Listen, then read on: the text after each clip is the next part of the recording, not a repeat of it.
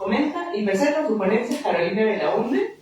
Es historiadora y diplomada en estudios antropológicos por la Pontificia Universidad Católica del Perú, con un diplomado en educación de Flaxo. Cuenta con más de 20 años de experiencia en investigación educativa, se especializa en metodología cualitativa y el análisis de temas relacionados con la enseñanza y el aprendizaje en la escuela pública. Su experiencia incluye el diseño e implementación de programas educativos, así como la creación de recursos pedagógicos. Francesca Uccelli es magíster en Educación y Desarrollo Humano en la Universidad de Columbia, en Nueva York, licenciada en Antropología por la Universidad Católica del Perú.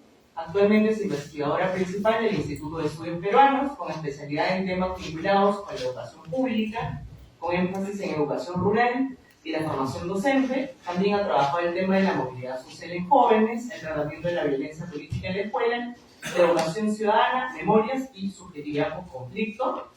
Juan Fonseca es magíster en Historia por la Pontificia Universidad Católica del Perú, docente de Humanidades de la Universidad Peruana de Ciencias Aplicadas, es investigador especializado en Historia de las Religiones y la Educación, así como en el análisis político, educativo y cultural de la realidad peruana, autor de varios libros, artículos e investigaciones sobre los temas de su especialidad, amplia experiencia como editor de textos académicos y de divulgación, columnista eventual en diversos medios escritos. Y solo recordarles que el ponente se les mandaron unas preguntas que van a poder desarrollar. Y perfecto, muchas gracias. Cada uno tiene 20 minutos para su presentación. Empezamos con Carolina.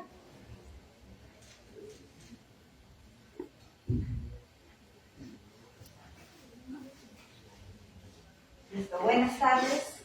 Muchas gracias a Patricia y a Fanny por la invitación. Este panel aborda la historia reciente y la historia nacional. Yo me voy a centrar en este último tema.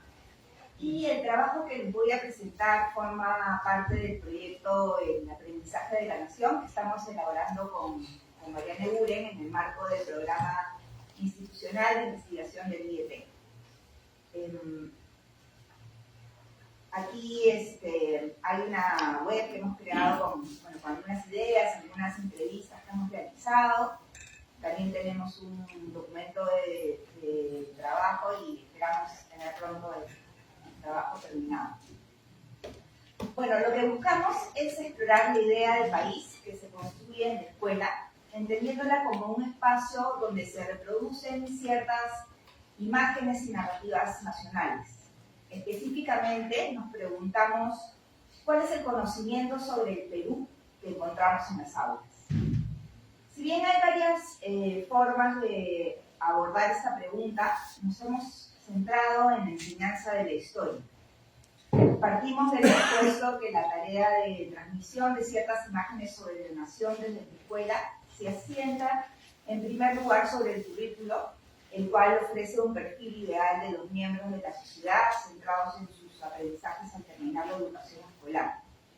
El currículo, a su vez, se apuntala en los textos escolares, ¿no? Y en países como el Perú, con sistemas educativos muy centralizados, tanto el currículo como los textos escolares nos permiten observar lo que el Estado considera necesario difundir sobre el país. Entonces, hemos trabajado a partir de estos elementos, currículo y texto, cómo se actualizan a través de las prácticas pedagógicas en el aula, para lo cual hemos recurrido a observaciones de aula realizadas a lo largo de los últimos años. En las últimas décadas, la enseñanza de la historia ha tenido cambios importantes. No voy a hacer un recuento desde mediados del siglo XIX, cuando se dispuso por primera vez la enseñanza de la historia y la geografía de Perú en las escuelas, pero es importante mencionar que su nacimiento, apoyado en las visiones generales sobre el Perú de la época, fue un instrumento del proyecto educativo para mostrar una nación integrada y homogénea valiéndose del pasado. Esto fue más notorio tras la guerra con Chile, en donde los programas y los textos escolares buscaron fomentar además el amor a la patria. Entonces, la asignatura de historia en el siglo XIX y principios del XX tuvo un sentido identitario y patriótico. A lo largo de las décadas siguientes, con la masificación de de la escuela, hubo cambios importantes en las narrativas que se presentaron en los textos. Hay, por ejemplo, un afán por mostrar una mayor imparcialidad en los relatos históricos, mayor incorporación de material visual y el reconocimiento de diferencias culturales y de poblaciones que antes estaban ausentes. Pero la narración centrada en acontecimientos, principalmente políticos, datos, fechas, personajes, batallas, presidentes, obras, etc., se mantuvo a lo largo del siglo XX. Estas es finales de este siglo que se dan algunos cambios en los textos escolares. A pesar de sus limitaciones, muchas de ellas que son propias de la naturaleza del texto escolar, los libros de ciencias sociales de secundaria que encontramos hoy en día en las aulas evidencian un notable esfuerzo por adecuarse al currículo y por presentar contenidos que recogen los aportes de la bibliografía reciente. Al analizarlo, podemos ver que en ellos se presenta una imagen del país que resalta la complejidad del territorio, la presencia de un estado débil pero que sigue presente, la heterogeneidad de la población, la diversidad como marca identitaria y recurso para el desarrollo, un país en crecimiento y una narrativa histórica que intenta vincular el presente con el pasado. Es en general una imagen del Perú menos absoluta que la que se presentaba en siglos anteriores. Hay procesos complejos y actores en intereses diversos. Y la diversidad no solo es motivo de celebración, sino también de conflictos y tensiones que necesitan ser enfrentados. En suma, la historia presente en los textos escolares transmite una imagen oficial de la nación peruana que ha dejado de estar constituida por un relato continuo y homogéneo sobre la nación y ahora incluye la diversidad social y cultural del país, así como la multiplicidad de actores, procesos, crisis y soluciones que conforman el devenir del Perú. En ese camino, el texto escolar pretende, además, convertirse en un recurso pedagógico útil para la propuesta curricular actual, y no solo en un repositorio de contenidos oficiales. Ahora bien, ¿cómo se actualizan estos conocimientos sobre el Perú en las aulas? En las aulas encontramos la vigencia de prácticas como preguntar, responder, copiar y repetir, todo ello combinado con un conjunto de, entre comillas, metodologías activas, como los trabajos grupales, las presentaciones y el uso profuso de materiales educativos diversos. Los contenidos tienen lugar en la dinámica del aula como fragmentos de información carentes de complejidad y desconectados entre sí, y por eso mismo poco conducentes a la profundización, la discusión o el debate. Hay además un énfasis en los aspectos formales. En las presentaciones orales, importantes son los saludos, la entonación y los aplausos. En los trabajos grupales, lo esencial es que el papelote se encuentre bien decorado. A la hora de responder una pregunta, lo mejor es repetir literalmente. La mejor versión de la escritura es la copia textual. Hay que tener esto en consideración al pensar en la forma en que el conocimiento, y en general el conocimiento sobre... Al pensar la forma en que el conocimiento en general y el conocimiento sobre el Perú en particular se construye entre los estudiantes. Como podemos suponer, las prácticas de enseñanza características de las escuelas peruanas no apuntan a una mirada crítica sobre el Perú, sobre todo cuando se trata de trabajar con los contenidos presentes en los textos escolares. Los textos son usados principalmente para practicar la lectura en voz alta, para copiar algunos de sus contenidos como fuente de inspiración de dibujos y para responder preguntas. Es usual que los contenidos del texto sean transcritos por los docentes en papelotes que utilizan durante la sesión de clase y que los estudiantes luego copian también en sus cuadernos. Asimismo, los maestros, en general, siguen la secuencia de contenidos y actividades presentes en aquellos o sus correspondientes cuadernos de trabajo sin mayores variaciones. Es decir, no añaden otras explicaciones o se ahonda en los temas propuestos. Como respuestas a las preguntas que proponen los materiales, los estudiantes suelen realizar una copia literal de algunos fragmentos del libro de texto en su cuaderno. En algunos contextos, ellos se acompañan de la posterior exposición oral frente a la clase, así como de una copia adicional en la pizarra por parte del docente. Aquí podemos ver un ejemplo en la siguiente viñeta, ¿no? Los estudiantes leen su libro de Historia, Geografía y Economía, y en equipo deben de responder a la pregunta ¿cómo influyó la crisis española en las colonias americanas? ¿No? Entonces, Tienen que, en grupo, escribir la respuesta y luego responder al resto de la clase, ¿no? Entonces, el estudiante 1 dice: buenos días, compañeros, compañeras. Hoy les voy a plantear de cómo influyó la crisis española en las colonias americanas. ¿No? Esa era la pregunta: ¿cómo influyó la crisis española en las colonias americanas? Las Cortes de Cádiz llegaron a uno de los acuerdos en declarar libertad política de España y América, y en el transcurso de los años no se puso en práctica. Gracias. Luego sale un estudiante de otro grupo y dice: buenos días, compañeros, compañeras y profesoras. Hoy les voy a hablar de cómo influyó la crisis española en las colonias americanas. Se conformó la Junta Central Gobernativa, que se encargó de coordinar la resistencia contra Francia y de mantener el control en las colonias americanas. Las Cortes se instalaron en la ciudad de Cádiz en septiembre de 1810. Uno de los acuerdos que tomaron fue declarar la igualdad política entre España y América, que otorgó legalmente a América el derecho a ser representada en el gobierno de la monarquía. Esta declaración, sin embargo, no se cumplió en la práctica. Gracias. La profesora dice: aplausos, todos aplauden, ¿no? Lo que está en cursivas es la copia literal del libro de texto. Entonces, bueno, aquí hay otro ejemplo que lo voy a pasar rápidamente, en donde las respuestas que dan los estudiantes también son tomadas literalmente del texto, ¿no? El texto y el cuaderno de trabajo se siguen de manera lineal, sin mayores cambios por parte del docente, quien incluso sanciona positivamente la repetición literal de los contenidos presentes en el texto. Ahí está la viñeta, y va avanzando y los alumnos van respondiendo lo que dice el texto. En suma, podríamos decir que los maestros adhieren de manera general a la narrativa histórica sobre el Perú que muestran los materiales educativos oficiales. En tanto, por ejemplo, no cuestionan los hechos ni los actores ni plantean versiones diferentes sobre las causas y consecuencias de los procesos. Hay que resaltar también que existe una práctica recurrente en la que se le quita complejidad a los contenidos. Los docentes suelen llamarla adaptación y consiste en omitir las lecturas o actividades que se consideran muy desafiantes. En efecto, en las observaciones de aula realizadas encontramos que lo más usual es realizar solo algunas de las actividades propuestas en los cuadernos de trabajo, aquellas que implican la identificación de información puntual para responder preguntas o completar tablas, cuadros y líneas de tiempo. En las aulas observadas encontramos docentes que seleccionan solo las actividades que suponen identificar información concreta en el libro de texto, que luego es transcrita y que evitan las preguntas que requieren de una respuesta más compleja. Es usual también que incluso las actividades elegidas se simplifiquen. Veamos el siguiente ejemplo. Este es uno de una secundaria que tenía jornada escolar completa en Piura.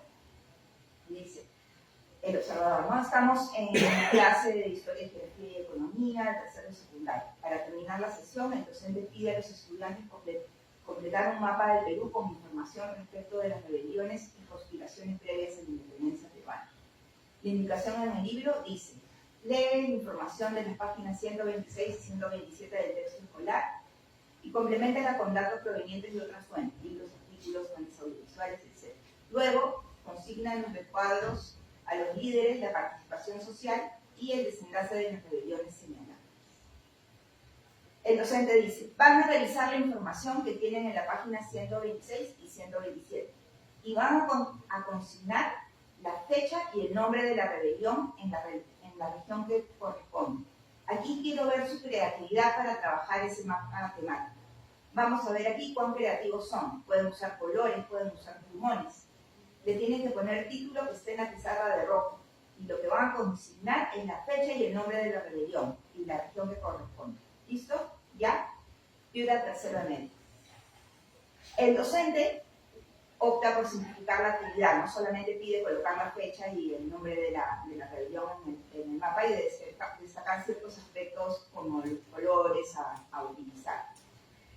En general, entonces, la mediación que establecen los maestros entre el conocimiento oficial sobre el Perú presente en los libros de texto de historia y sus estudiantes en el aula reproduce dicho conocimiento de manera simplificada y selectiva a partir de numerosas instancias de copia y repetición, y una virtual ausencia de explicaciones, conexiones o análisis.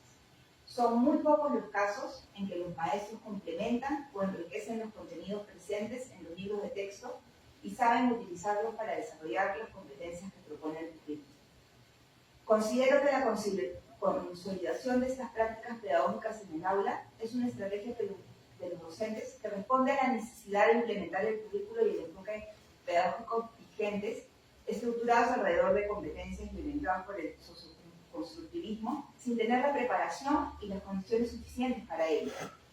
En efecto, el enfoque pedagógico que se empieza a gestar en las reformas educativas de los años 90 exige la transformación de los roles del maestro y del estudiante en el aula. El protagonista es ahora el estudiante, quien asume un rol activo en la construcción de sus aprendizajes, mientras que el maestro se convierte en un facilitador que gestiona los procesos en el aula para apoyar al estudiante en dicho proceso. El nuevo rol del docente supone proponer actividades innovadoras, preferiblemente grupales, que fomenten el diálogo y la cooperación y que tomen en cuenta los saberes previos de los estudiantes, sus motivaciones y su contexto, lo cual contribuye a que los aprendizajes sean, entre comillas, significativos. Supone también una atención especial al manejo del tiempo que debe privilegiar las actividades propiamente pedagógicas y del espacio. El aula debe de organizarse de manera que favorezca el trabajo en pequeños grupos y sus paredes deben ambientarse con material útil para el aprendizaje y con trabajos realizados por los propios estudiantes. Este modelo pedagógico supone también nuevos roles del maestro y del estudiante respecto a la relación que establecen con el conocimiento desde el juego. En efecto, el enfoque pedagógico basado en el socioconstructivismo transforma radicalmente la posición tradicional del docente. Emerge el docente facilitador, el docente que ya no enseña de manera explícita, sino que orienta el proceso de aprendizaje de los estudiantes. En tanto el conocimiento ahora se construye y no está dado de antemano, el maestro deja de ser quien posee un conocimiento especializado que distribuye entre los estudiantes. De otro lado, al convertirse en el centro del proceso educativo, el estudiante adquiere protagonismo, no solo en la forma en que aprende, sino en la naturaleza de los conocimientos que adquiere. En efecto, desde la mirada socioconstructivista, los estudiantes aprenden a partir de lo que ya conocen y de lo que les interesa, lo cual los convierte, en palabras de Enquist, en su propia autoridad en materia de aprendizaje. El conocimiento incluye desde este enfoque las experiencias y perspectivas de los estudiantes y pierden centralidad los saberes usualmente transmitidos a través del dispositivo escolar en favor del desarrollo de determinadas habilidades. Este nuevo lugar del conocimiento en la escuela, que se empieza a consolidar desde las reformas, ha sido advertido ya por algunos estudios. Olliart identifica, por ejemplo, un cierto, abro comillas, desdén por los contenidos y la información, cierro comillas, generado por la identificación de estos con la memorización, su oposición a aquello que se aprende a través de la experiencia directa y la concepción del aprendizaje significativo como algo que solo puede ocurrir a partir de conocimientos que los estudiantes ya poseen. En otro trabajo con Eduren y González describimos las sesiones de clase por reformas como una puesta en escena de simulacros de enseñanza, que incorporan estrategias pedagógicas activas, pero tratan al conocimiento de manera superficial como respuesta al mandato de poner al estudiante en el centro del proceso de aprendizaje. Más recientemente, Ballarín y Rodríguez sostienen que tiene lugar en las aulas un, abro comillas, desplazamiento del contenido, cierro comillas, como producto de la presencia de pedagogías superficiales caracterizadas por promover formas de pensamiento esquemáticas, fragmentadas y poco críticas. Bajo este enfoque, uno de los aspectos que parecen haber calado en las aulas es la idea de que el maestro no debe enseñar, lo que se traduce en una virtual ausencia de explicaciones en el aula. El énfasis en el aprendizaje por descubrimiento, la resolución de problemas y los saberes previos lleva a los maestros a dejar hacer a los estudiantes, sin mayor guía más allá de lo que se puede copiar de los materiales educativos. Ello obstaculiza que se cumpla la finalidad esencial de la escuela que plantea el currículo nacional, la formación de ciudadanos con capacidades necesarias para participar de manera plena en una sociedad democrática, es decir, capaces de pensar críticamente, de realizar análisis complejos, de reflexionar. En efecto, para que lo anterior ocurra, se necesita acceder a contenidos retadores y aprender a trabajar con ellos. Eso supone que la interacción entre docentes y estudiantes incluya preguntas abiertas, que las respuestas de los estudiantes sean tomadas en consideración e incorporadas en las explicaciones de los docentes, que el aula sea un espacio para la discusión informada. Pero el aula, como hemos señalado ya, es más bien un espacio para la pregunta cerrada y la respuesta única, para la copia y la repetición. En suma, las prácticas de la enseñanza contribuyen a la relación superficial con el conocimiento y en el caso del área de historia impiden que las innovaciones del currículo de los textos que muestran la diversidad en toda su complejidad y se orientan al desarrollo de competencias ciudadanas y pensamiento histórico lleguen a buen puerto. La enseñanza y el aprendizaje de la historia no se ha renovado en las aulas y con ello estamos perdiendo la oportunidad de entender cómo se construye el conocimiento sobre el pasado y cómo dicho conocimiento puede ser útil para comprender la realidad contemporánea y nuestras misiones en el futuro desde un enfoque en el que nos reconocemos como ciudadanos de una misma comunidad nacional. Gracias.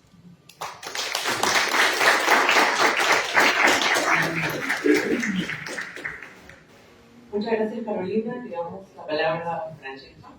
Gracias. Quiero agradecer también a Fanny, a Patti, por invitarme a esta mesa, por sumarme a la celebración de nuestro aniversario. El tema que nos trae ahora a la mesa es este gran tema de la disputa de la historia reciente y la imaginación de la nación.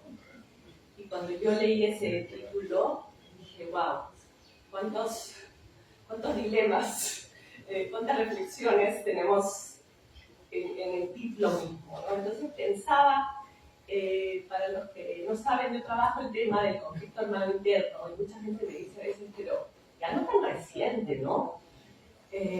Entonces dije, voy a empezar por ahí para decir, bueno, ¿qué es, no?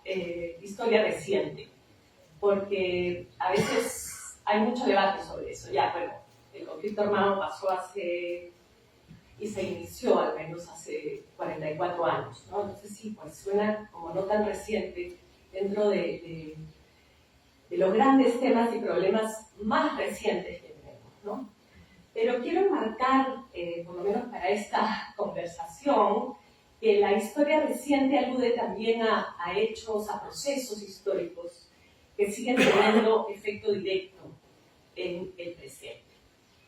Y en particular cuando afectan violación a derechos fundamentales, ¿no? En ese sentido, el conflicto armado interno que sucedió en las décadas 80 y 90 sigue siendo presente en múltiples dimensiones, ¿no?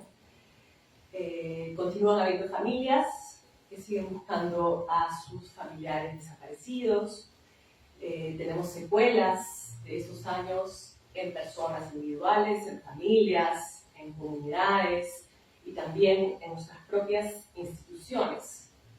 Hay procesos en curso de justicia y de reparación de las víctimas y muchos sucesos presentes, violencia, matanzas, inclusive apagones, ruidos violentos, presencia de un policía o de un militar o de un encapuchado activan inmediatamente recuerdos, miedos de aquellos años. Tenemos también una incapacidad de escuchar y de conversar sobre las experiencias vividas en ese entonces. Hay tabúes, hay miedos.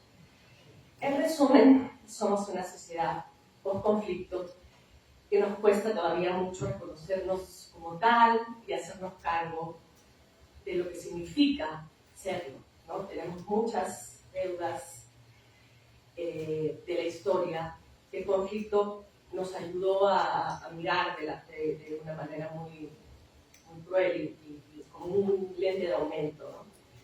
Entonces, cuando suceden otros hechos violentos más recientes, como el Baguazo del 2009, los recientes asesinatos a líderes indígenas en la Amazonía, las muertes producidas en el marco de las protestas del 2020, las matanzas entre diciembre del 2022 y el 23.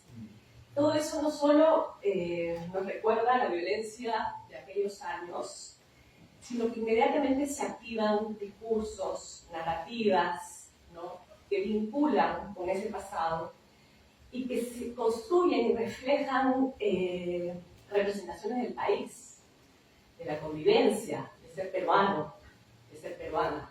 Y aquí viene el otro tema que me parece como un análisis y conversación sobre la nación, ¿no? Sobre la nación, que es, aquí llamamos nación peruana, cómo la representamos.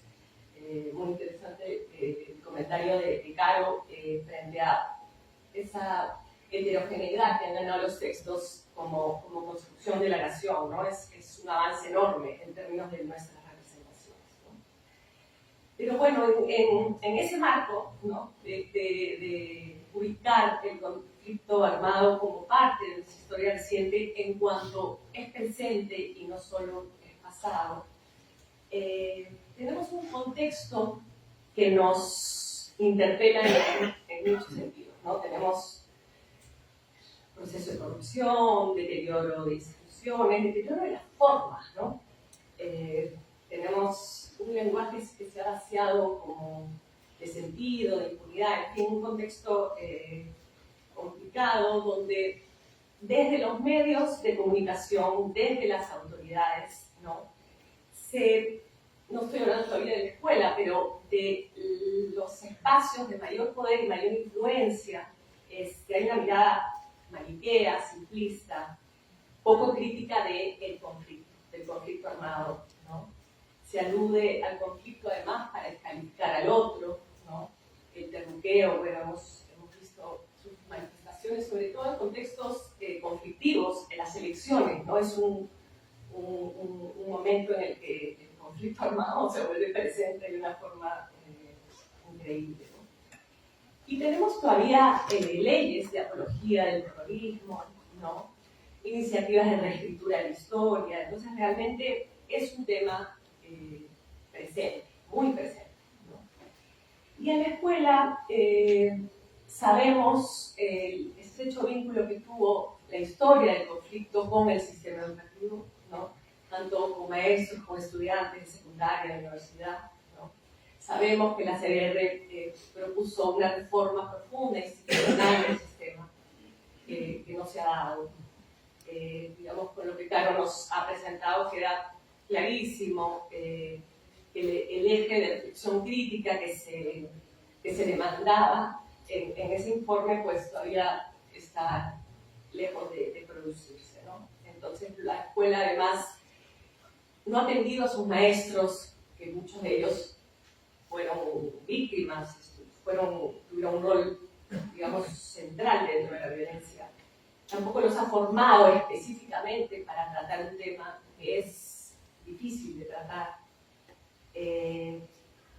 sobre todo el tema del pensamiento crítico, ¿no? Si bien es verdad que se incluyó el tema en el currículum, si bien es verdad que se han producido textos, que ha habido mucho esfuerzo, al maestro se le ha dejado muy solo en ese proceso, y además no tiene licencia para hablar del tema, ¿no? No tiene la posibilidad de reflexionar porque hay una mirada muy controladora y vigilante sobre, y sospechosa en realidad del maestro, que viene de esos años también, ¿no? Entonces, bueno, la idea de enfatizar que es un tema que todavía es presente, que tiene un montón de implicancias en nuestra vida cotidiana, creo que es claro, ¿no? Y en los últimos años, cuando otra vez me invitó Fanny, yo pensaba en algún momento hacer como un recuento de todo lo que ha venido ocurriendo desde las autoridades, desde el Congreso, las leyes, etc., los textos escolares que han recibido tantos cuestionamientos, comisiones, intentos de vetos, y bueno, más recientemente tenemos todo el intento de reescribir realmente la historia, ¿no?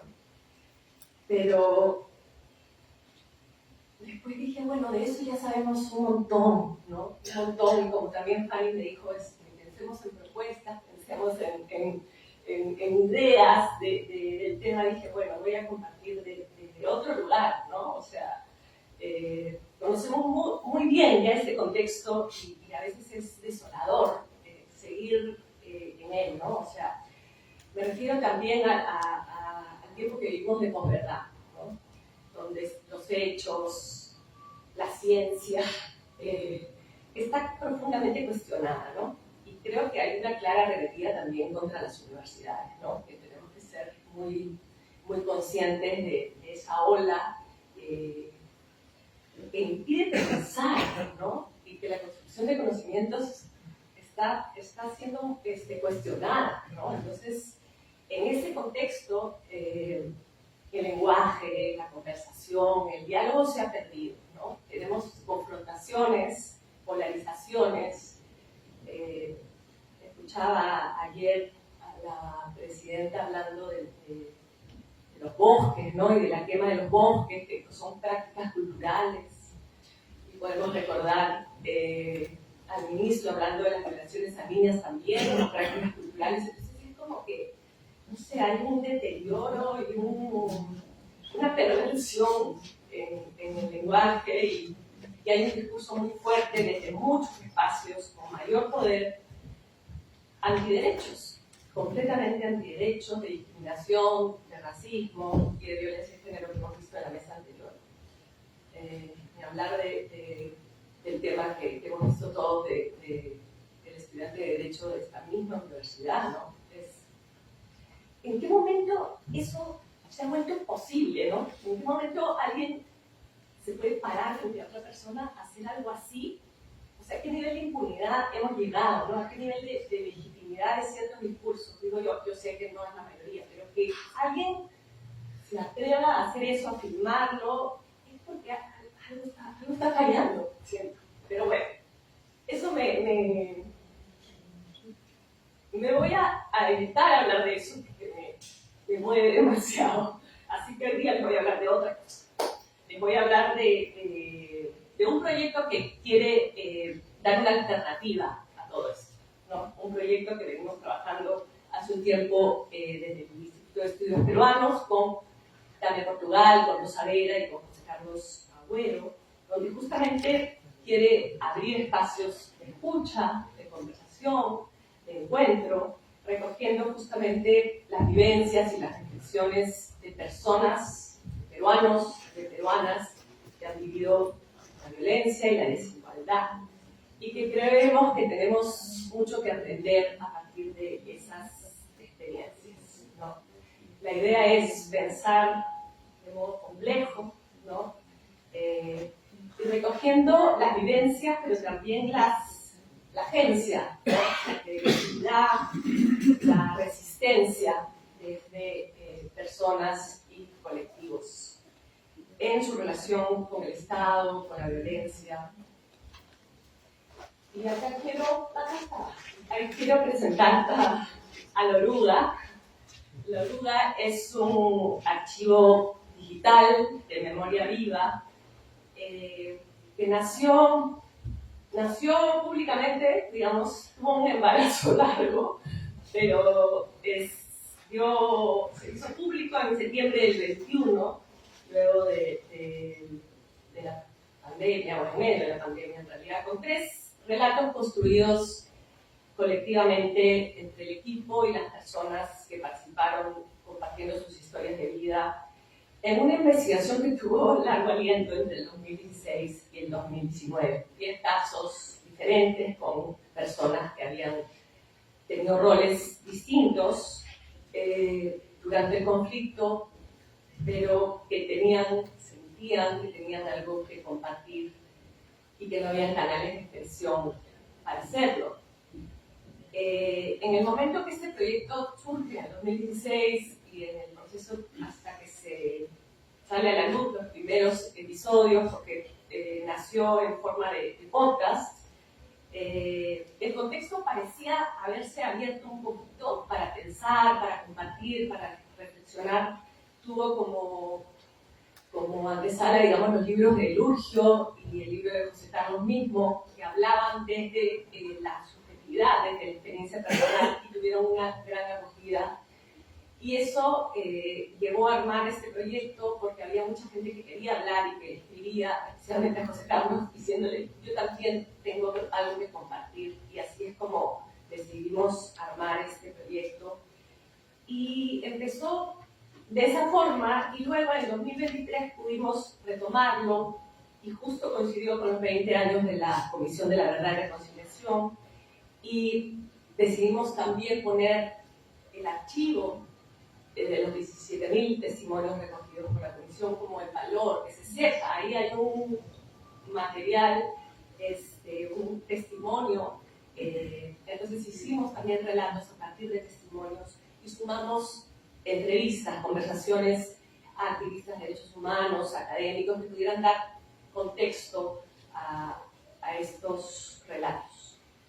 Y ahora en el 2024 hemos dado este giro hacia un archivo, porque los tiempos van cambiando y vamos viendo que necesitamos preservar, también recoger y difundir esas historias que son difíciles, pero que pensamos que necesitan como más espacios de difusión, ¿no? Entonces, nos hemos planteado 4 grandes objetivos en este archivo. Este primero es el de recoger, preservar, difundir las historias, ¿no?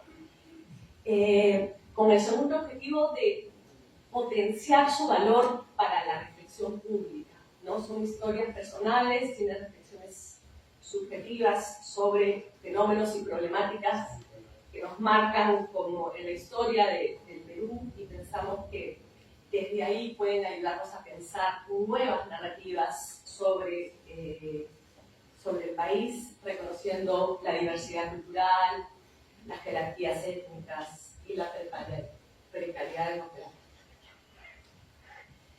La idea es poner a disposición este material también para las escuelas, ¿no? Y para eso estamos coordinando con la red de mediadores de lectura para desarrollar guías de mediación para los episodios, ¿no? Y que podamos tener herramientas para que los maestros y las maestras no solo tengan el episodio, sino que tengan herramientas, un librito pedagógico, tenemos un cuaderno, algo tenemos que ver, todavía estamos en el proceso de elaboración, que nos ayude a ubicar en el currículum y que puedan discutirse con ciertas ayudas, ¿no?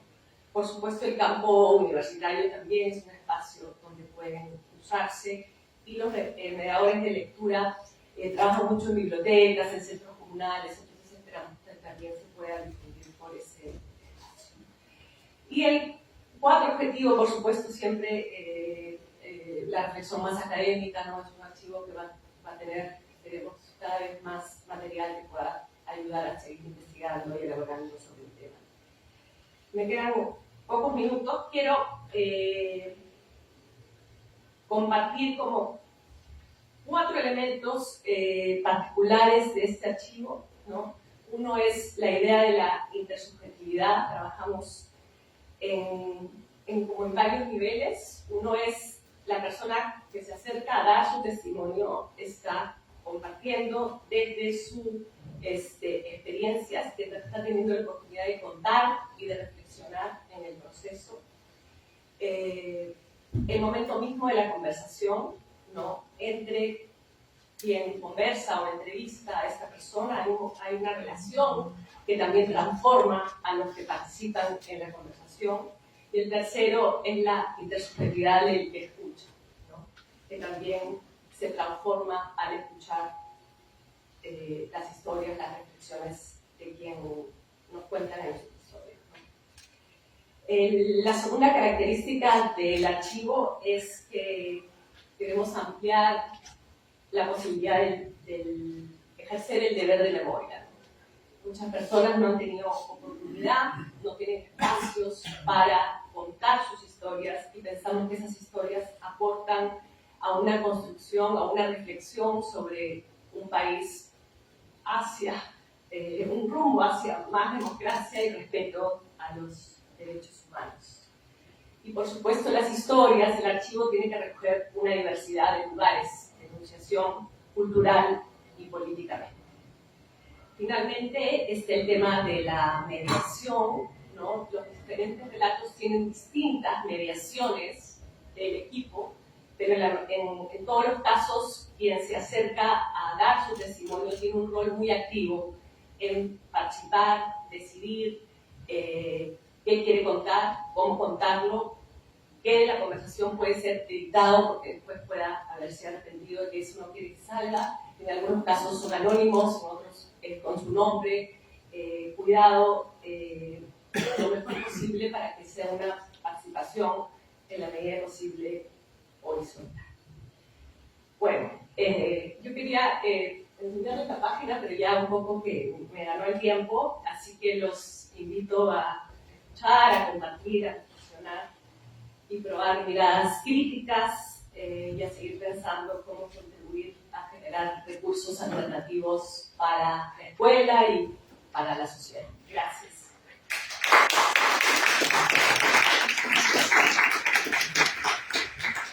Muchas gracias, Francesca. Tiene la palabra Juan, tienen 20 minutos. Muchas gracias. Bueno, en primer lugar, gracias por la invitación a participar en este evento y en esta mesa en particular. Un gusto estar con otros especialistas a quienes he leído bastante en relación a todo el debate sobre la historia, la narrativa histórica alrededor de los textos escolares. Así es que yo voy a hacer mi reflexión también un poco alrededor de ello, como las narrativas históricas son parte, digamos, de las batallas por la memoria, en particular alrededor de la experiencia de los textos escolares. En el Perú, particularmente en las últimas 2 décadas, esta batalla se ha complejizado a partir de los encuentros y desencuentros entre los actores que confluyen en la producción de la memoria, tanto desde las instancias del poder político como de los círculos de la sociedad civil. Una batalla que se ha articulado alrededor de temas fundamentales para la convivencia en nuestra frágil democracia.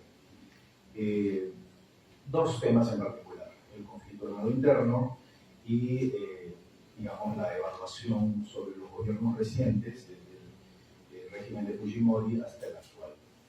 Temas particularmente sensibles en el debate político actual, tal vez porque abordan las problemáticas que hasta ahora no solo no podemos resolver, como la violencia, el autoritarismo, la corrupción, sino que afectan también los estilos sobre cómo nos relacionamos y las proyecciones para nuestro futuro. Los procesos no resueltos de violencia en el pasado reciente alimentan las violencias del presente. Y como dice Iván Garzón, las políticas de la memoria son la forma colectiva en que una sociedad, ya sea el gobierno, las instituciones u organizaciones y la sociedad civil, recuerda su pasado violento. Estas son múltiples, plurales y vienen siendo redefinidas por los ciudadanos. Son múltiples porque privilegian un aspecto de las fases del duelo, la negación y la negociación, depresión o aceptación. Pero además porque son contestadas polémicamente en 3 niveles. En un nivel historiográfico, qué, cómo y dónde pasó. En un nivel político, qué significa hoy lo que pasó. Pero también en un tercer nivel, que ha sido el menos estudiado, qué emociones produce el recuerdo. Las narrativas de los relatos sobre el pasado entonces se construyen y se disputan en estos 3 campos. Y si bien los historiadores, que son los protagonistas del primero, los políticos, los jueces y los funcionarios públicos del segundo, los ciudadanos y las ciudadanas son los principales actores del tercer nivel.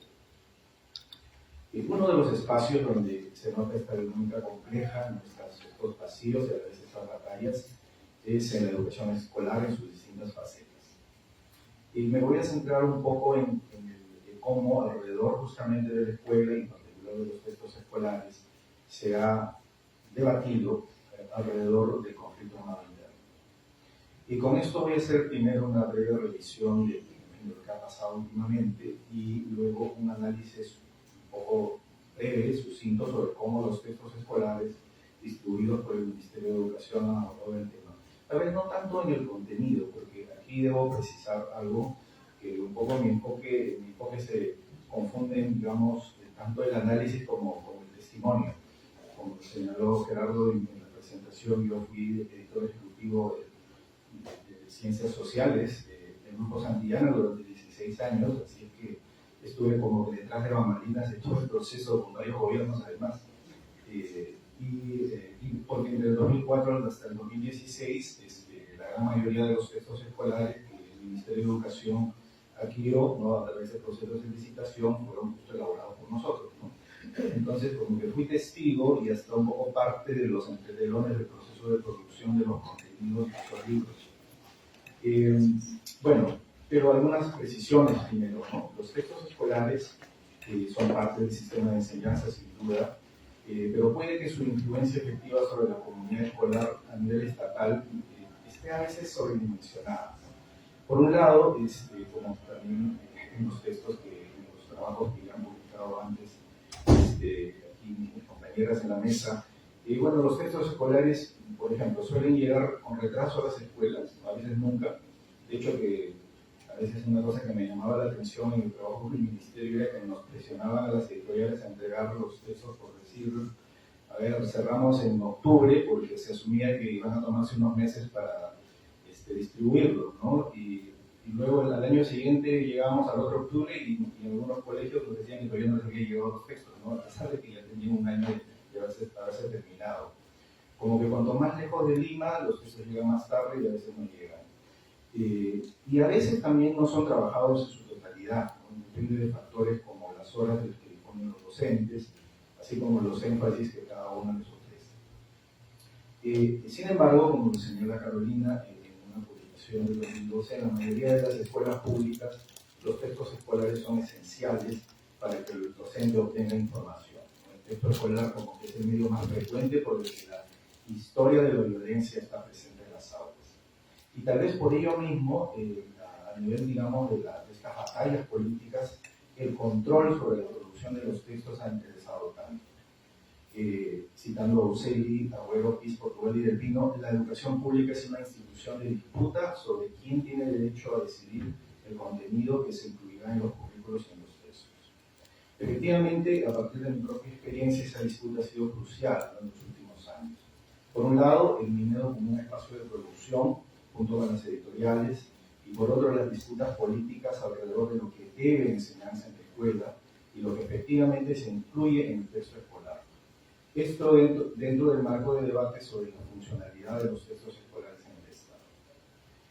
Una primera observación en relación a justo estas batallas es que cada vez se hacen más frecuentes.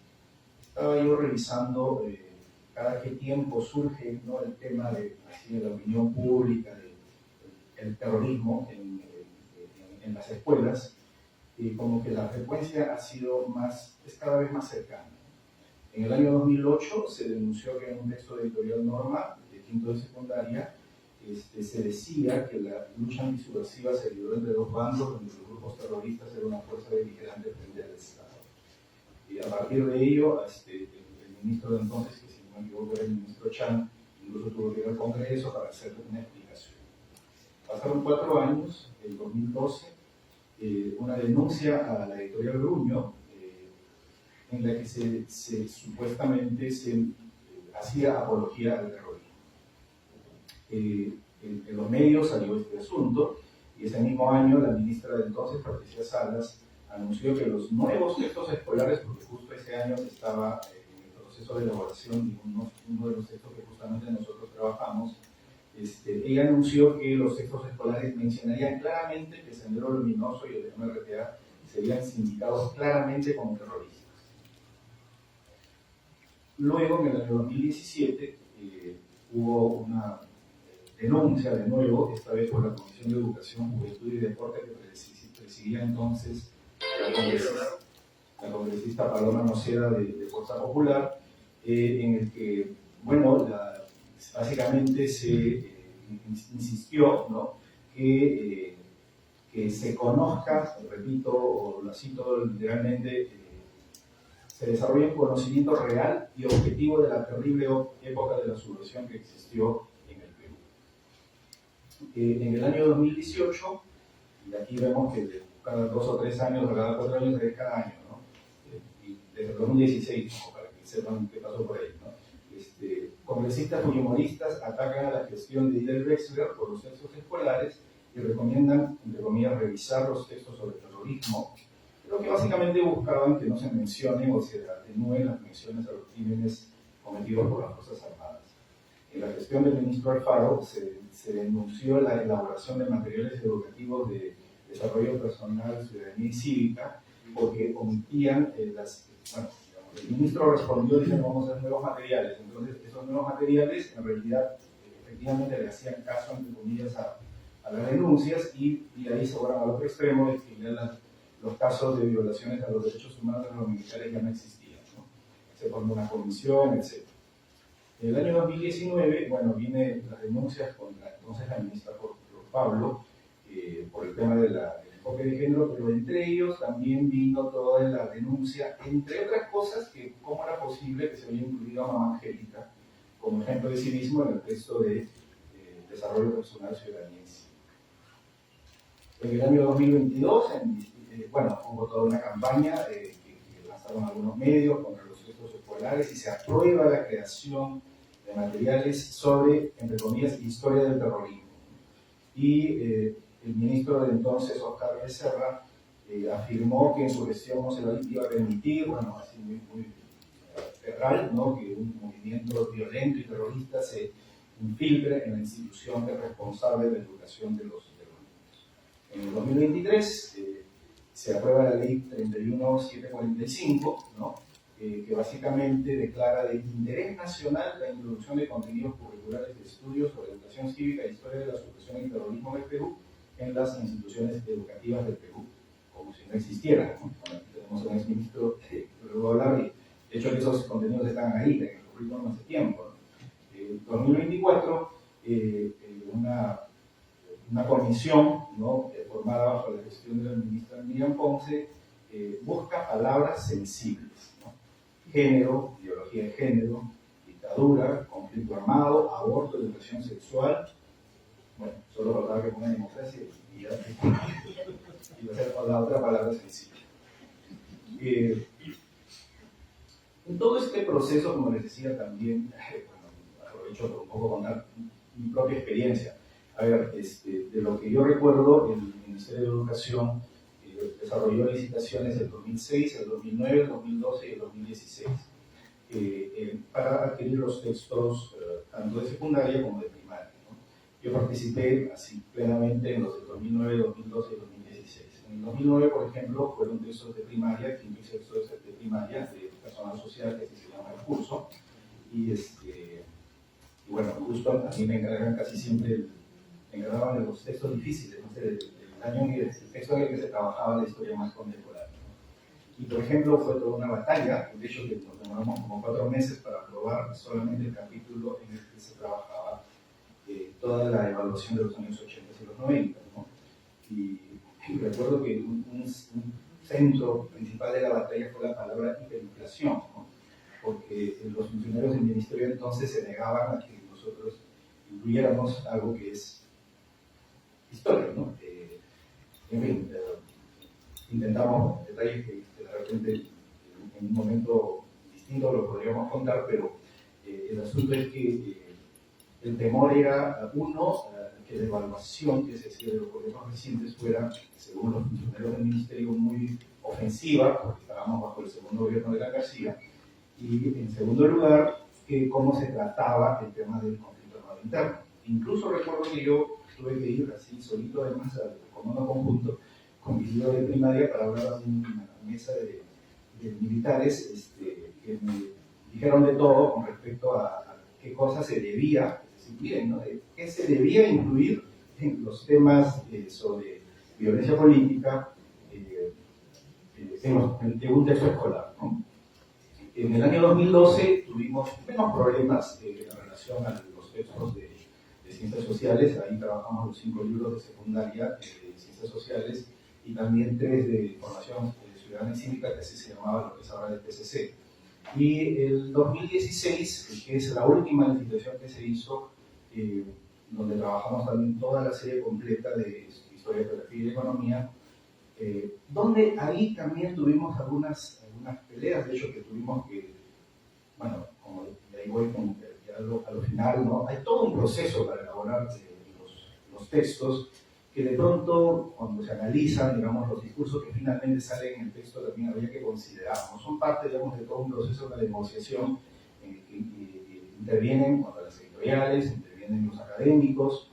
Usualmente lo que hacíamos nosotros, la editorial, era contratarlos en un equipo grande de académicos, algunos de los cuales, por la mayoría, eran justamente de aquí de la universidad, para poder elaborar los textos, los contenidos, ¿no? Luego de ello, luego de que nuestra propuesta gana, digamos, el Ministerio de Educación contrata a sus propios especialistas. Entonces ahí empezamos primero una especie de, no es una batalla, porque casi todos nos conocemos, entonces los historiadores del Ministerio con los historiadores de la editorial nos ponemos de acuerdo. El tema es que ahí viene ya la intervención política, ¿no? Usualmente los funcionarios del Ministerio suelen así muy suavemente decirnos pues que tal palabrita no conviene, que tal enfoque no, que esa foto por ti mejor otra donde, no sé, donde el expresidente no está rodeado de militares, de repente algo, en fin, detalles de ese tipo, ¿no? Y a partir de eso ya se llega a un consenso. O sea, honestamente yo, aunque parezco, como también otros historiadores, en los créditos de los libros, de pronto no es lo que yo hubiera querido que vaya, si yo hubiera sido el autor, sino el proceso, es un proceso de consenso. O sea, ¿por qué? Porque se asume que es el texto oficial del Estado, porque no es un texto, además, elaborado como el caso de los otros que elaboramos las editoriales para el mercado privado, sino es un texto para el Estado, es la memoria oficial, ¿no? del Estado. Y en ese proceso yo diría que hubo como al menos 3 consensos que creo que ahora se están resquebrajando, ¿no? En primer lugar, era que el informe general de la CBR era la versión oficial, o sea, del Estado. Era como política del Estado durante al menos década y media, que bueno, sí, evidentemente incluíamos otras fuentes, pero que como que el informe de la CBR era la fuente principal, la fuente autorizada, ¿no? Luego del 2012, por ejemplo, en el 2016 ya incluimos algunas fuentes, incluyendo esta que produjo el Ejército en honor al Estado, me parece que se titula La Verdad, ¿no? En honor a la verdad. Porque la idea era eso, o sea, ser un espacio en el que todos se sientan de alguna manera representados. El segundo consenso fue el uso de algunos términos que, digamos, no nieguen lo que ocurrió, pero a la vez también no molesten, no dicen cambios, ¿no? Y entonces, por ejemplo, es la razón por la cual el conflicto no interno prácticamente no aparece en los textos escolares, ¿no? Entonces, inventamos algunos términos alternativos. Por ejemplo, crisis de violencia es un término que aparece en las 2 series, porque, claro, era o conflicto armado interno o además terrorismo, como insisten siempre en el otro sector. Entonces, crisis de violencia fue como un punto medio. No sabemos si, en fin, yo hasta ahora me pregunto si es el mejor término, pero fue como un término de consenso, ¿no? O, por ejemplo, periodo de violencia política. Y en segundo lugar, la persistencia de un relato que sea lo más moderado posible, ¿no? Porque, por ejemplo, mientras que un sector quería que siempre, digamos, que usamos un lenguaje como mucho más castrense, ¿no? O mucho más, no sé, por otro lado, panfletario, se supone que el texto escolar tiene que también mantener cierta moderación y objetividad en relación a lo que cuenta, ¿no? Y bueno, en todo caso, y aquí como para cerrar, yo diría que este espacio no debe ser abandonado, ¿no? Por los académicos, por el espacio de producción de los textos escolares. Bueno, por lo que hice, bueno, en 2019, hubo la intención o 2020, no recuerdo bien ahí, la intención de hacer una nueva licitación, pero creo que quedó suspendida y que sepa últimamente ya no se han hecho. Entiendo que el Ministerio de Educación está elaborando sus propios textos, ¿no? Pero creo que es importante que ese espacio no sea abandonado por los académicos, por los historiadores, por quienes finalmente producen saberes, y que se incorpore, por ejemplo, toda esta nueva producción que efectivamente como que sensibiliza, introduce una dimensión humana para recordar. Y por otra parte, como sabemos, los textos escolares, a ver, ya haciendo una evaluación un poco más como macro lejana, jugaron en el siglo XIX y siglo XX un rol esencial en la invención de la nación, ¿no? Los textos eran concebidos pues, como para crear y construir una nación, ¿no? Y eso hacía que los centros escolares intentaran siempre plantear un discurso como muy de homogeneidad, ¿no?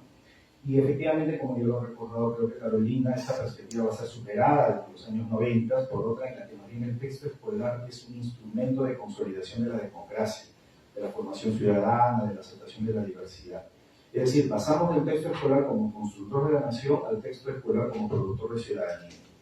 Pero pareciera que ese proceso no se ha cerrado, ¿no? Es decir, esta idea de construir la nación desde un discurso monolítico es como que persiste. Y no diría que solo en los sectores conservadores.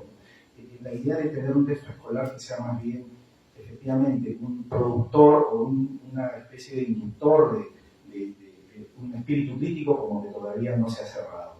Yo creo que persiste este proyecto negacionista, efectivamente, de los sectores conservadores que buscan, efectivamente, cambiar la narrativa, cambiar la historia. Existe esta tendencia de asumir que hay que tener un discurso monolítico sobre el pasado y en particular sobre la violencia para también afirmar discursos monolíticos sobre las violencias presentes. Entonces yo creo que asumir lecturas desde el universo que problematicen y permitan a los estudiantes desarrollar una conciencia crítica es todavía una tarea pendiente, ¿no? Porque así como son los estudiantes, luego van a ser los ciudadanos. Bueno, gracias.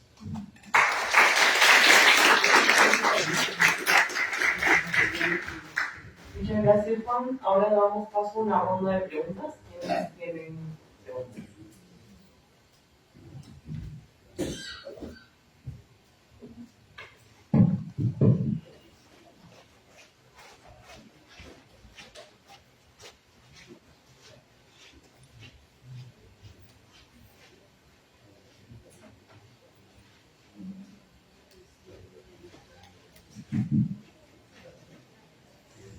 Buenas tardes, ¿cómo están?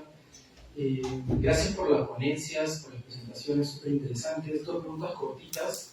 Estas reflexiones en torno a este debate en cómo nombrar, es que se abre este debate, cómo nombrar el conflicto armado interno. Quisiera conocer un poco sus perspectivas en torno a cómo nombrarlo y las posturas en torno a si se debe nombrar así o no, que están muy sobre la mesa para algunas personas. Lo segundo, para Francesca, muy interesante, oruga, la conocía. ¿Por qué se llama la oruga? Esa es la pregunta. Allá detrás, seguramente una reflexión. Gracias.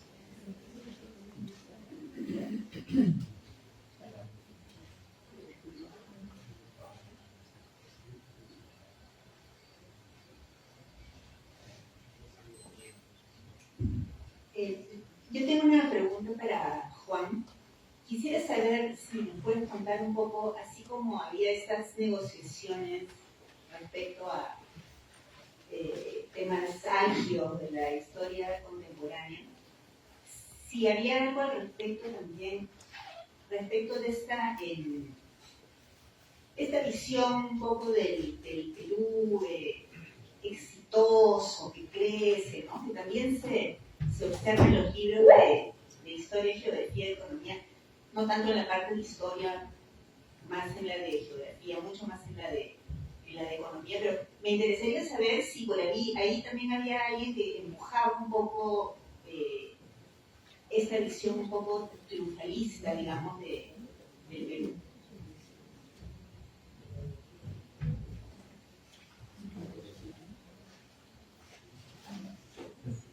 Bueno, buenas tardes a todos. Yo tenía un poco una consulta y una reflexión en torno a lo que habían planteado.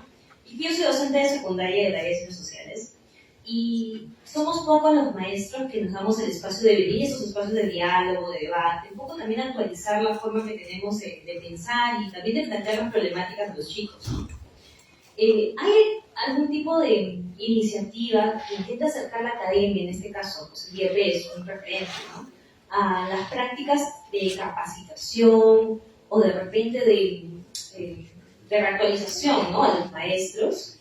Porque en una experiencia previa en un colegio privado teníamos un espacio pequeño de, digamos, de acompañamiento al inicio de cada unidad, de cada tema, ¿no?, en el cual hacíamos eso, un compartir de ideas, un traer también evidencia, ¿no?, nueva que podamos plantear a las escuelas, porque queramos o no, somos nosotros los que hacemos ese puente, ¿no?, esta bisagra entre lo que se conoce de la universidad, la academia, y las personas, la sociedad, los nuevos ciudadanos. Entonces, quisiera saber si se ha intentado plantear algún tipo de cercanía, aproximación, de repente no a los maestros en la escuela, podría ser tal vez, o de repente a los maestros en formación, ¿no? Gracias.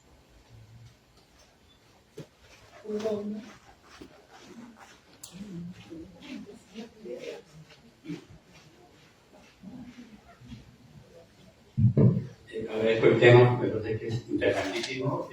Recordaba que en un momento yo había estado en una investigación de campo para buscar para hacer un trabajo en la universidad y pude la oportunidad de conversar con Paula Macera cuando estaba en vivo. O sea, como un mes pude llegar y le pregunté algo que creo que puede servir para poder aprovechar cómo lo pueden responder. Pero para Paula Macera pregunté, ¿qué tema cree usted que falta plantear en el discurso de las diferentes imágenes de historiografía y que nos han permitido ahora dudar, porque el tipo dudaba que no hay nación, que no somos una nación, ¿no? Entonces me dijo, creo que nos hemos enfatizado demasiado en héroes, en guerras, ideologías, y no tanto en resaltar o presentar en el panorama, en el aula, científicos, prohombres, modelos, símbolos, que permiten soñar y ser más positivos, como decía la señora que también planteó, ¿no? ¿Por qué no se plantea esta imagen del lado de la luz, la imagen del lado positivo, ¿no? Y esto lo digo porque hace el año 99 hicimos en el Católico un libro cuando el Estado planteó la posibilidad de hacer bachillerato en el Estado. Y se planteó durante ese tiempo, al final del primero me parece. Y dentro del libro que se iba a plantear, crear era, o armar era, biotecnología. Y buscaron del Perú, no había, nos llamaron a ingeniería, hicimos un libro en 6 meses, libro de texto para el docente, consulta, libro para el estudiante y guardan para actividades. Y no había forma de poder, digamos, pulir los temas porque era, en mi educación era un terrible escéptico porque no entendía ciertos temas tecnológicos, ¿no? Porque ese tema, por ejemplo, no se plantea en los materiales, en este caso, escolares, ¿no?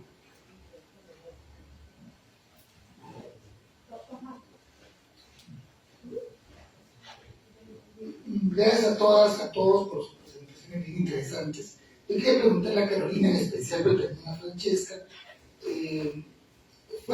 Yo también soy maestro de primaria en mi caso, siguiendo la línea de la colega.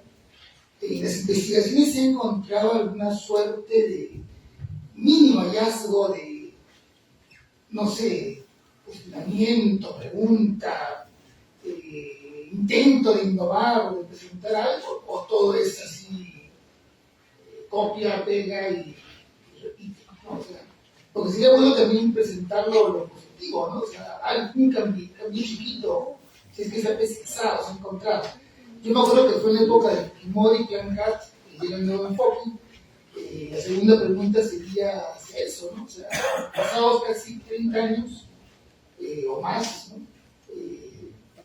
Aquí se tiene que sigue sobreviviendo esta versión del nuevo enfoque, ¿no?, del facilitador. ¿Será por el currículum por competencia? ¿Será por una comprensión de nosotros los docentes equivocada? ¿O qué cosa está pasando en el fondo? Genial, muchas gracias. Les damos 2 minutos a cada uno de los ponentes para que puedan responder. Lamento ese tiempo tan corto, pero estamos apretados. ¿Quieren el mismo orden?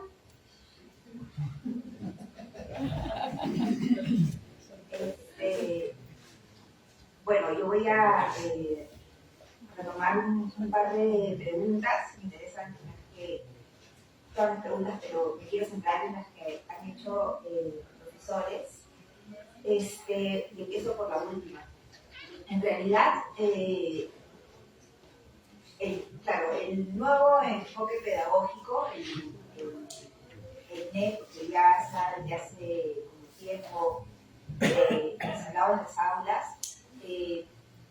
vino sin mucha, creo yo, capacitación, vino también en las cuestiones de formación docente, no se apuntaló, y creo que hay una como comprensión un poco limitada, puede ser del enfoque, en el cual los conocimientos, los contenidos no tienen lugar, ¿no? Entonces, lo que vemos en las aulas a nivel nacional, y lo que hemos presentado ahora, son observaciones que venimos realizando hace años, presentamos en las aulas de las escuelas públicas. Es decir, ¿no? Como que el contenido es ahora el cupo, digamos, de la escuela, ¿no? O sea, el profesor no puede dictar, no puede explicar, es el estudiante el que tiene que llegar a la respuesta, ¿no? Entonces, yo escuchaba ayer a César Guadalupe que decía, bueno, no hay abstracciones, no hay desarrollos conceptuales.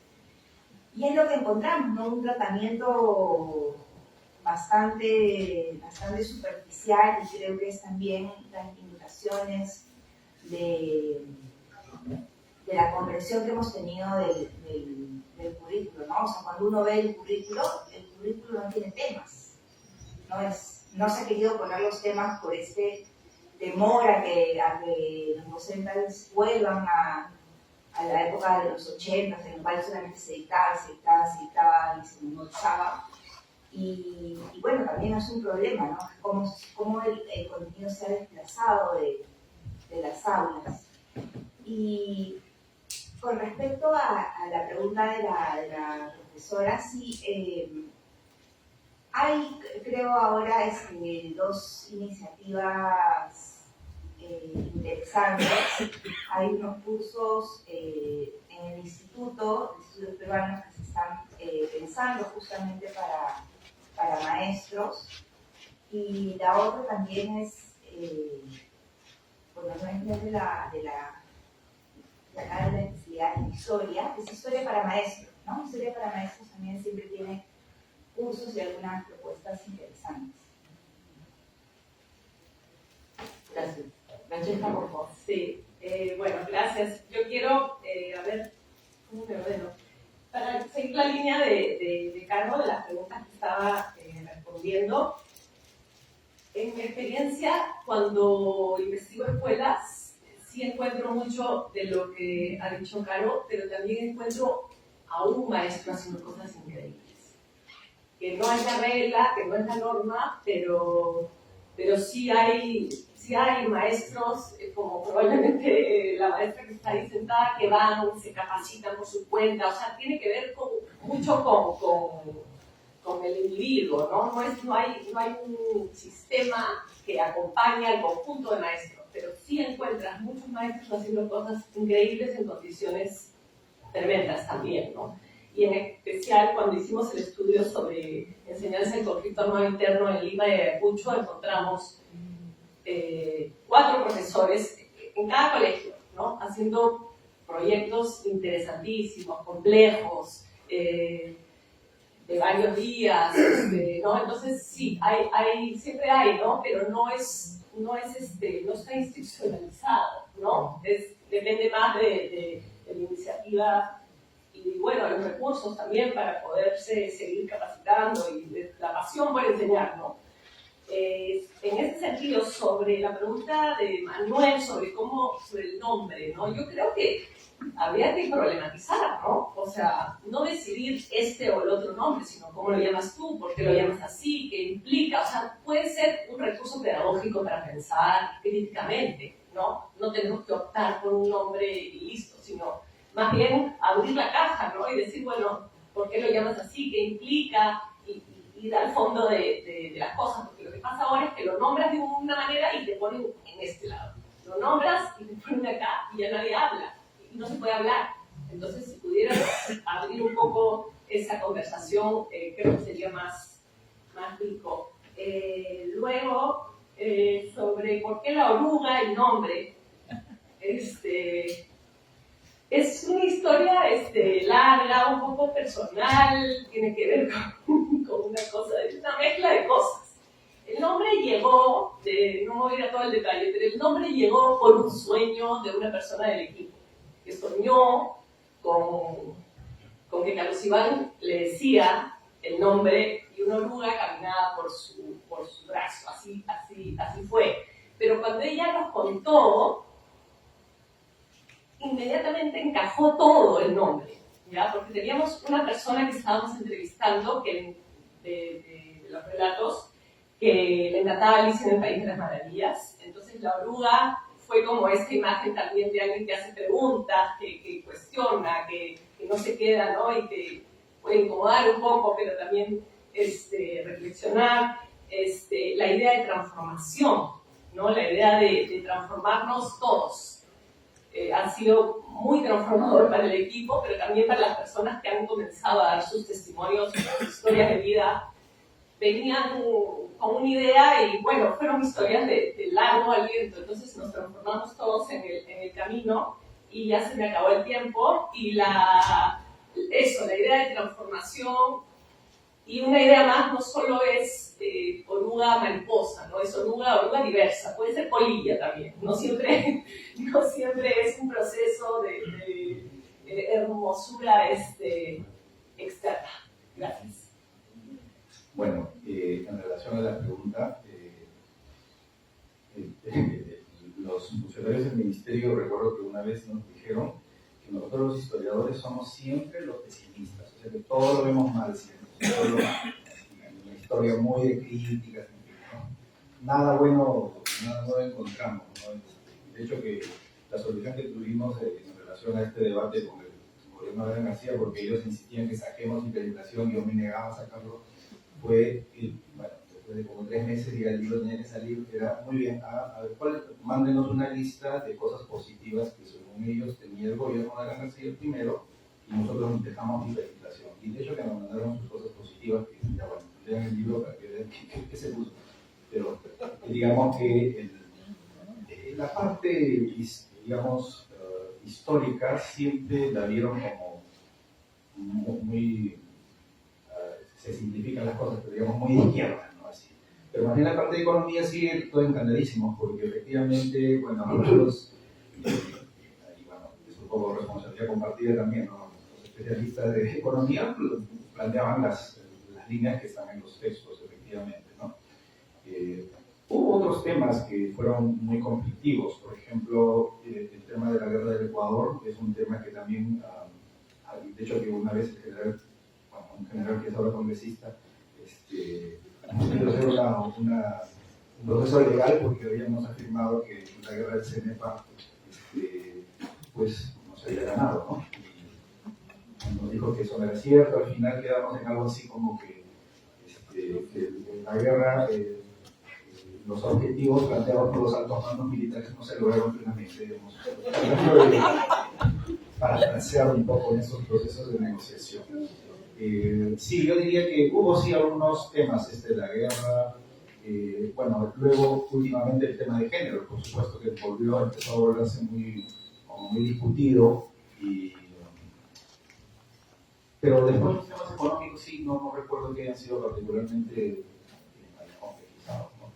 Y bueno, solo un breve comentario, yo coincido con Francesca en relación al tema del término, ¿no? O sea, no creo que sea cuestión de Estado, ¿no? Pero sí, como a veces seguramente a los profesores de historia contemporánea les pasa que los estudiantes también quieren saber cuál es la forma correcta, ¿no? Como que si el profesor tiene que decir esta es la forma correcta, ¿no? Yo les digo, bueno, es como que cuál es la forma correcta de llamar, no sé, a los 90, la forma correcta de llamar los historiadores podemos plantear algún concepto, algún término que intente hacer una comprensión lo más íntegra o integral posible de una época.